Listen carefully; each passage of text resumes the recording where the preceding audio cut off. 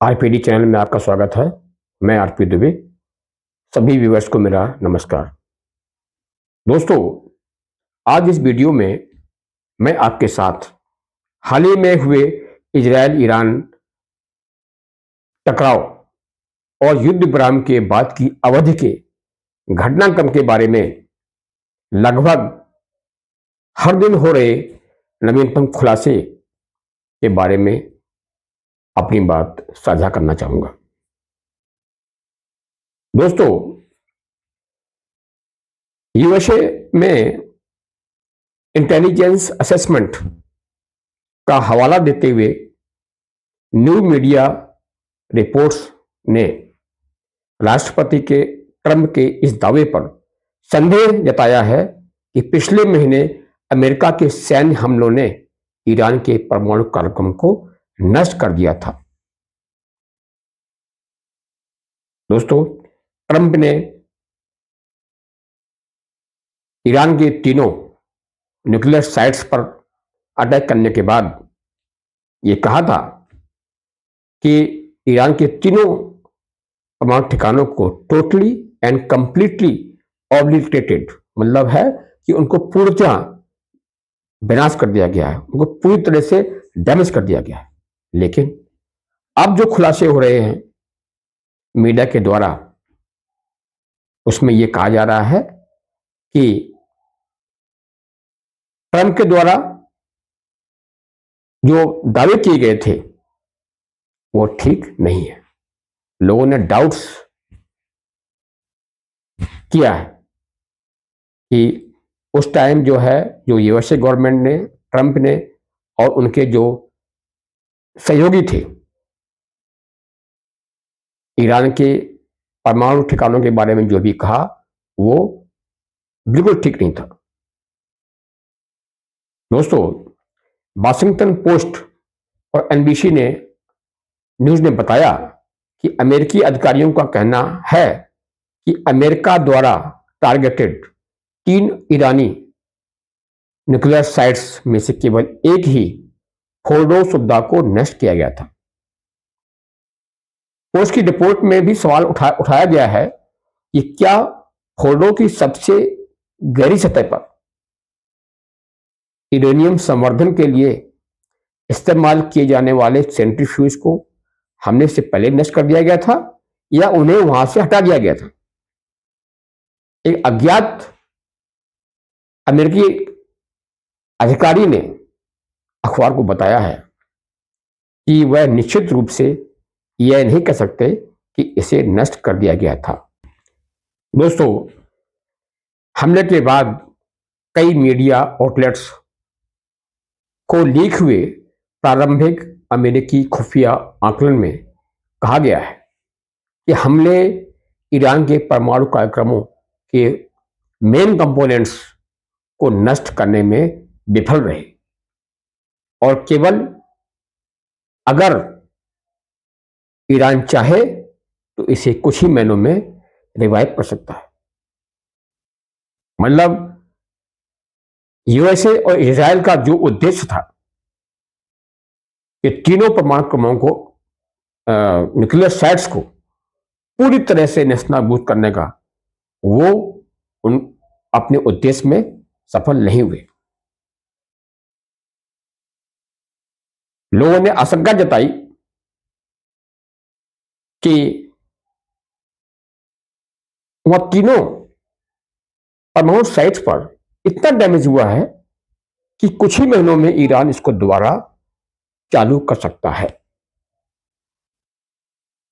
दोस्तों, जबकि फोर्डो पर हमले के शुरू में पहाड़ के अंदर दबी सबसे सुरक्षित सुविधा माना गया था,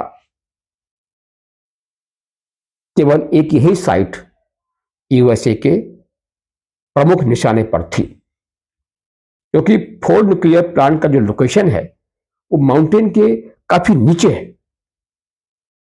तो सबसे जो पहला फोकस था यूएसए का वो इसी न्यूक्लियर साइट को डैमेज करने का था, नीचे तक।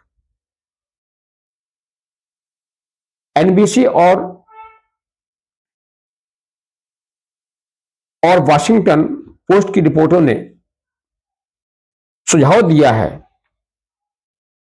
कि नतांज और इस्फहान में समुदायों में भी गहरी सुरंगें थी। उन्होंने कहा कि फोर्डो न्यूक्लियर साइट के अलावा जो दो और थे, नतांज और इस्फहान, वो भी काफी नीचे टनल्स में उनकी सुविधाएं वहां पर थी। सेंट्रीफ्यूज न्यूक्लियर प्लांट काफी नीचे गहराई में लगे हुए थे। दोस्तों, अमेरिका ने इस्फहान अड्डे पर बड़े बंकर बस्टर बमों का इस्तेमाल नहीं किया, बल्कि सतही ढांचे को निशाना बनाया। ऊपर सरफेस थी, उनको निशाना बनाया। खुफिया ब्रीफिंग से वाकिफ एक कांग्रेसी सहयोगी ने बताया कि पेंटागन ने आकलन किया था कि इस्फहान में भूमिगत सुविधाएं लगभग अवैध थी। दोस्तों, जो अमेरिका की जो इंटेलिजेंस एजेंसी है, उसका यह असेसमेंट था कि इस्फहान में जो सुविधाएं हैं, न्यूक्लियर फैसिलिटीज हैं, वो ऑलमोस्ट इम्पेनिट्रेबल है, अवैध थी। दोस्तों, अमेरिका द्वारा परमाणु स्थलों पर हमले और बाद में हुए नुकसान के आकलन के बाद श्री ग्रोसी, जो IAEA के डायरेक्टर हैं, उन्होंने बताया कि ईरान कुछ ही महीनों में यूरेनियम संवर्धन फिर से शुरू कर सकता है। यूरेनियम एनरिचमेंट, ईरान के अत्यधिक संवर्धित यूरेनियम का स्थान और स्थिति अभी भी अज्ञात है। कि जो इनरिच्ड यूरेनियम था 400 kg, उसका लोकेशन कहां है, ईरान ने उसको कहां शिफ्ट किया है, अभी तक भी किसी को पता नहीं है। ईरान की परमाणु एजेंसी और पड़ोसी देशों के जो रेगुलेटर्स हैं, उन्होंने कहा है कि बमबारी के बाद रेडियो एक्टिविटी में कोई वृद्धि नहीं देखी गई, जिससे पता चलता है कि हमलों के परिणाम स्वरूप यूरेनियम कंटैमिनेशन नहीं हुआ। उन्होंने यह कहा कि अगर न्यूक्लियर साइट पर डैमेज हुआ होता तो रेडियो एक्टिव मटेरियल का लीक होना स्वाभाविक था, लेकिन इस प्रकार की कोई एक्टिविटी नहीं हुई। इस प्रकार का कोई रेडियो एक्टिव मटेरियल का लीकेज वहां नहीं पाया गया। इससे पूरा संदेह है कि ईरान के परमाणु ठिकानों का कोई खास नुकसान नहीं हुआ। दोस्तों, इजराइल और कतर के अल उदीद स्थित अमेरिकी एयरबेस पर ईरानी मिसाइलों से हुए विनाश की सच्चाई खुद अमेरिकी सूत्रों और अन्य विदेशी मीडिया द्वारा बताई जाने लगी है। इजराइल के तेल अवीव, यरूशलेम, बोरिशेवा, हाइफा बंदरगाह और बिजली घर में व्यापक तबाही हुई थी, जिसे इजराइल द्वारा लगाए गए समाचार सेंसरशिप के कारण मीडिया को टकराव के दौरान कवर करने की अनुमति नहीं थी। इजराइल गवर्नमेंट ने अनुमति नहीं दी। अमेरिकी एयरबेस को हुए नुकसान के संबंध में अमेरिका ने स्वीकार किया है कि एक ईरानी मिसाइल ने बेस को निशाना बनाया था, जिससे स्ट्रक्चर और इक्विपमेंट्स कोई मिनिमल डैमेज हुआ, न्यूनतम नुकसान हुआ, जबकि अमेरिका ने पहले बेस पर किसी भी नुकसान का दावा नहीं किया था। खुद ट्रंप ने उस टाइम ये दावा किया था कि ईरान ने जो मिसाइल लॉन्च किया उनके कतर स्थित एयरबेस पर, उससे एयरबेस को किसी तरह का कोई नुकसान नहीं हुआ। दोस्तों, जब युद्ध उपराम हुआ था तब अमेरिका और ईरान दोनों ने परमाणु मुद्दे को सुलझाने के लिए कूटनीतिक प्रयास करने की इच्छा व्यक्त की थी, लेकिन अभी तक बातचीत नहीं हो पाई है। ये जो सीजफायर चल रहा है दोस्तों, ये सब मौखिक है। अभी तक यूएसए, इजराइल और ईरान नेगोशिएटिंग टेबल पर बैठ करके इस तरह कोई समझौता नहीं हुआ। दोस्तों, अमेरिका पर 2015 के बहुपक्षीय परमाणु समझौते से, मल्टीलेटरल न्यूक्लियर एग्रीमेंट से 2018 में एक तरफा रूप से हटने का आरोप लगाते हुए ईरानी विदेश मंत्री ने फ्रांस, ब्रिटेन और जर्मनी के शीर्ष राजनयिकों से, जिन्हें E3 भी के रूप में जाना जाता है, इन तीनों को, और साथ ही में यूरोपीय संघ के उच्च प्रतिनिधि के साथ बातचीत की। अभी फिलहाल मतलब उन्होंने यूरोपियन यूनियन के जो हाई रिप्रेजेंटेटिव थे और ब्रिटेन, जर्मनी और फ्रांस के जो सीनियर डिप्लोमेट्स थे, उनसे बात किया। विदेश मंत्री ने कहा कि अमेरिका और यूरोपीय संघ को इस समझौते पर किसी भी रचनात्मक प्रगति के लिए, कंस्ट्रक्टिव प्रोग्रेस के लिए धमकी और दबाव की पुरानी नीतियों को त्याग देना चाहिए।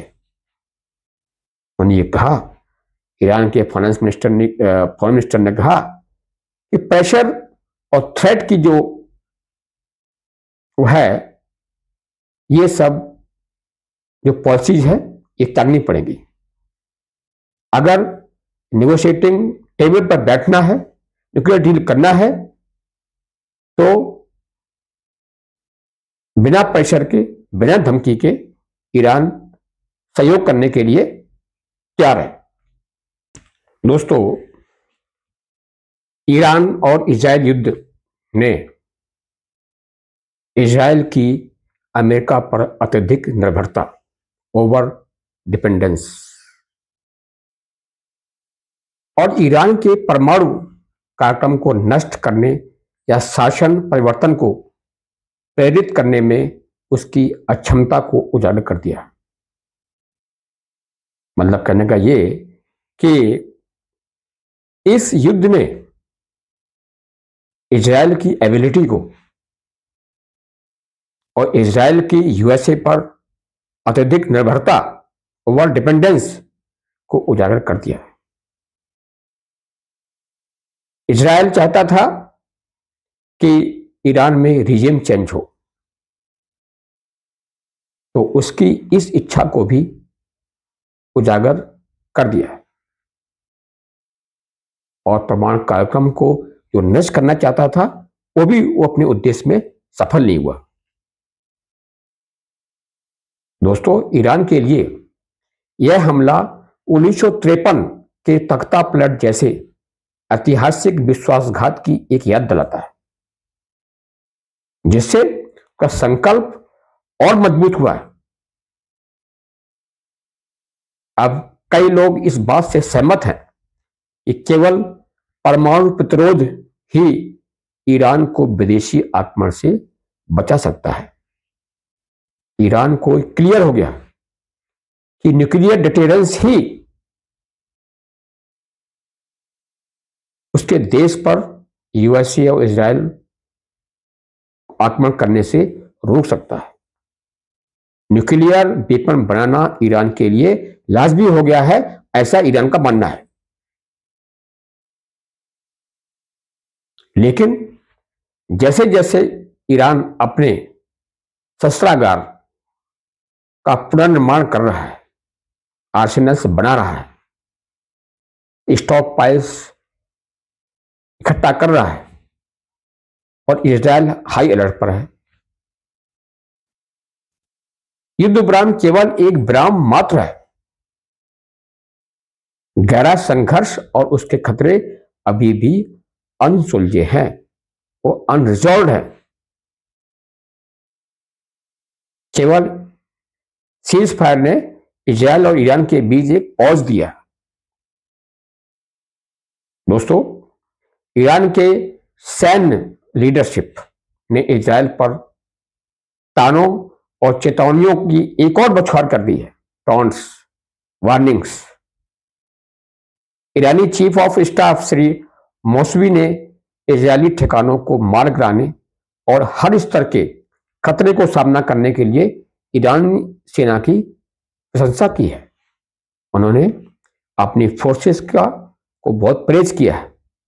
हैज लॉर्डेड हिज फोर्सेस, कि ईरान की फोर्सेस ने यूएसए और ईरान और इजराइल के हर खतरे को बहुत ही बोल्डली, साहसिक रूप से सामना किया था। दोस्तों, उन्होंने इजराइल को ईरान के साथ दोबारा युद्ध शुरू न करने की भी चेतावनी दी, जिससे यह सिर्फ 3 दिनों में इजराइल को ईरान की 5वीं बड़ी चेतावनी बन गई। मतलब 5 दिन में 3 बार ईरान ने इजराइल को वार्निंग दे दी है। मौसमी की यह टिप्पणी ऐसे समय में आई है जब इजराइल ने एरो इंटरसेप्टर मिसाइलों के उत्पादन को बढ़ावा देने और 2025-26 के लिए डिफेंस बजट बढ़ाने के लिए नए बड़े समझौतों पर हस्ताक्षर करने में तेजी दिखाई है। मतलब इस युद्ध के बाद इजराइल ने अपने डिफेंस बजट को काफी बढ़ा दिया है और जो उनकी एयर डिफेंस सिस्टम है उसके लिए इंटरसेप्टर मिसाइल्स का प्रोडक्शन भी बढ़ा दिया गया है। दोस्तों, सीरिया में इजराइल की हालिया सैन्य कार्रवाई, जो अभी हाल में इजराइल ने जो सीरिया पर एक बहुत भयंकर बमबारी की थी, और ईरान की अभूतपूर्व चेतावनियों, वार्निंग्स के बाद ईरान और इजराइल के बीच तनाव एक गंभीर बिंदु पर पहुंच गया। दोस्तों, ईरान ने मात्र 3 दिनों के भीतर इजराइल को अपनी 6ठी वार्निंग जारी की है, जिसमें ईरान के विदेश मंत्री और अन्य शीर्ष ईरानी अधिकारियों ने आगे किसी भी हमले के प्रति इजराइल को आगाह किया है। दोस्तों, वर्तमान घटनाक्रम को देखते हुए ईरान और इजराइल के बीच तनाव बढ़ता जा रहा है। दोनों देश एक दूसरे की एक्टिविटीज पर कड़ी नजर रख रहे हैं। युद्ध विराम के बाद एक दूसरे पर गहन जासूसी जारी है। दोनों ही देशों में एक दूसरे के खुफिया एजेंट्स घूम रहे हैं। दोस्तों, देखते हैं कि इजराइल और ईरान के बीच दुश्मनी हमेशा के लिए खत्म हो पाती या नहीं। यह ईरान के प्रति अमेरिका और यूरोपीय संघ के रवैये पर निर्भर करेगा। दोस्तों, अगर ये आपको वीडियो पसंद आया हो, कृपया से शेयर करें, लाइक करें और चैनल को सब्सक्राइब भी करें। जय हिंद, वंदे मातरम।